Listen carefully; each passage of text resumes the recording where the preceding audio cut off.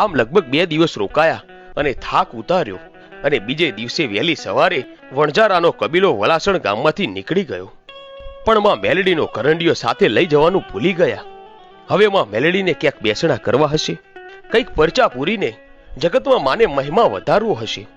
એટલે કદાચ માં મેલડીએ જ સ્વયં લીલા કરી હોય એમ વણઝારા પોતાની કુળની દેવી માં મેલડીને તે દિવસ વલાસણની ધરતી ઉપર એકલા છોડીને સાથે લીધા વિના જ આગળ ચાલી નીકળ્યા. અને થોડે દૂર પહોંચ્યા ત્યાં તો માં મેલડીને ફરી ચમત્કાર કર્યો હોય એમ એમને યાદ આવ્યું કે આપણે માતાજીને તો કેરડાના ઝાડ નીચે જ મૂકીને નીકળી ગયા.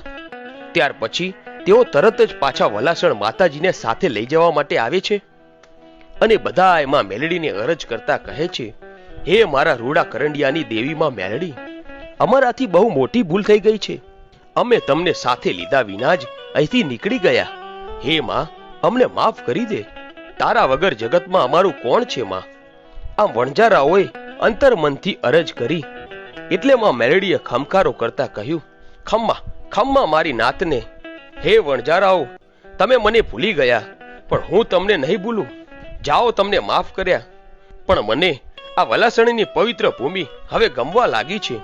માટે હું અહીંયા વલાસણમાં જ વસવાટ કરીશ અને વલાસણના કેરડાની મેલડી તરીકે જગતમાં મારું નામ